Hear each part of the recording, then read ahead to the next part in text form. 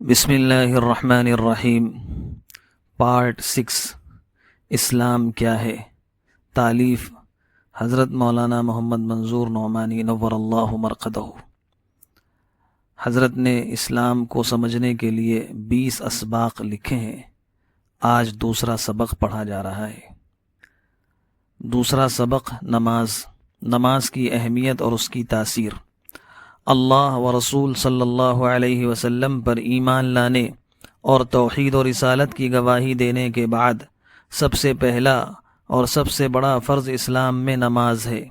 نماز اللہ تعالیٰ کی خاص عبادت ہے جو دن میں 5 دفعہ فرض کی گئی ہے۔ قرآن شریف کی 50 آیتوں میں اور رسول اللہ صلی اللہ علیہ وسلم کی سینکڑوں حدیثوں میں نماز کی بڑی سخت تاکید فرمائی گئی ہے، اور اس کو دین کا ستون اور دین کی بنیاد کہا گیا ہے۔ نماز کی یہ خاص تاثیر ہے کہ اگر وہ ٹھیک طریقے سے ادا کی جائے اور اللہ تعالیٰ کو حاضر و ناظر سمجھتے ہوئے پورے دھیان سے خشوع و خضوع کے ساتھ پڑھی جائے تو اس سے آدمی کا دل پاک اور صاف ہوتا ہے اور اس کی زندگی درست ہو جاتی ہے اور برائیاں اس سے چھوٹ جاتی ہیں اور نیکی اور سچائی کی محبت اور خدا کا خوف اس کے دل میں پیدا ہو جاتا ہے۔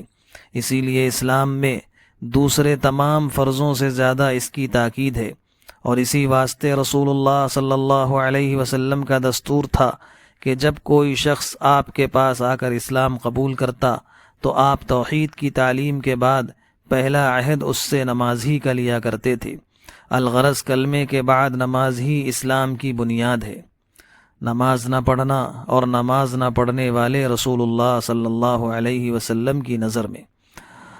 احادیث سے معلوم ہوتا ہے کہ حضور صلی اللہ علیہ وسلم نماز نہ پڑھنے کو کفر کی بات اور کافروں کا طریقہ قرار دیتے تھے، اور فرماتے تھے کہ جو شخص نماز نہ پڑھے اس کا دین میں کوئی حصہ نہیں۔ چنانچہ صحیح مسلم کی ایک حدیث میں ہے کہ حضور صلی اللہ علیہ وسلم نے فرمایا، بندے کے اور کفر کے درمیان نماز چھوڑ دینے ہی کا فاصلہ ہے۔ مطلب یہ ہے کہ بندہ اگر نماز چھوڑ دے گا تو کفر سے مل جائے گا اور اس کا یہ عمل کافروں کا سا عمل ہوگا۔ ایک دوسری حدیث میں وارد ہوا ہے کہ اسلام میں اس کا کچھ بھی حصہ نہیں جو نماز نہ پڑھتا ہو۔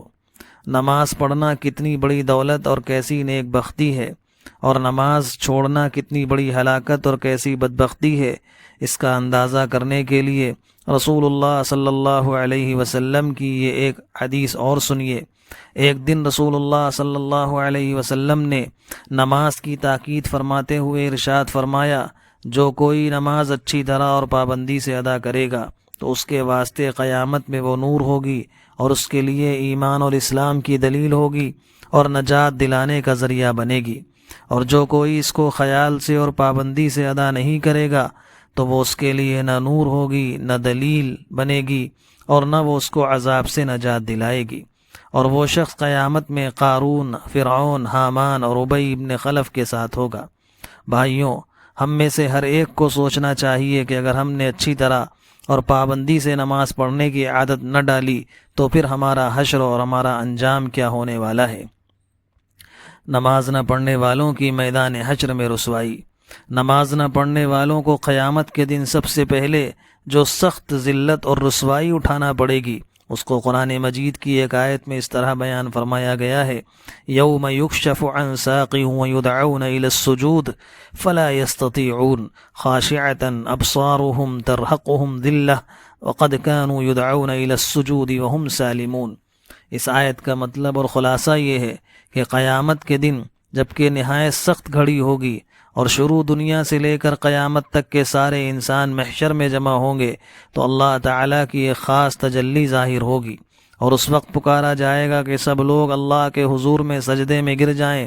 تو جو خوش نصیب اہل ایمان دنیا میں نمازیں پڑھتے تھے اور اللہ کو سجدے کیا کرتے تھے تو وہ فوراً سجدے میں چلے جائیں گے، لیکن جو لوگ تندرست اور اچھے ہٹے کٹے ہونے کے باوجود نمازیں نہیں پڑھتے تھے ان کی کمریں اس وقت تختے کے مانند سخت کر دی جائیں گی، اور وہ کافروں کے ساتھ کھڑے رہ جائیں گے، سجدہ نہ کر سکیں گے، اور ان پر سخت ذلت اور خواری کا عذاب چھا جائے گا، اور ان کی نگاہیں نیچی ہوں گی اور وہ آنکھ اٹھا کر کچھ دیکھ بھی نہ سکیں گے۔ دوزخ کے عذاب سے پہلے ذلت و خواری کا یہ عذاب انہیں سر محشر اٹھانا ہوگا۔ اللہ تعالی ہم سب کو اس عذاب سے بچائے۔ دراصل نماز نہ پڑھنے والا شخص ایک طرح سے خدا کا باغی ہے، اور وہ جس قدر بھی ذلیل اور رسوا کیا جائے اور جتنا بھی اس کو عذاب دیا جائے، بلا شبہ وہ اس کا مستحق ہے۔ امت کے بعض اماموں کے نزدیک تو نماز چھوڑنے والے لوگ دین سے خارج اور مرتدوں کی طرح قتل کیے جانے کے قابل ہیں۔ بھائیوں، ہم سب کو اچھی طرح سمجھ لینا چاہیے کہ نماز کے بغیر اسلام کا دعویٰ بے ثبوت اور بے بنیاد ہے۔ نماز پڑھنا ہی وہ خالص اسلامی عمل ہے جو اللہ تعالیٰ سے ہمارا تعلق جوڑتا ہے اور ہم کو اس کی رحمت کا مستحق بناتا ہے۔ اللہ پاک ہم سب کو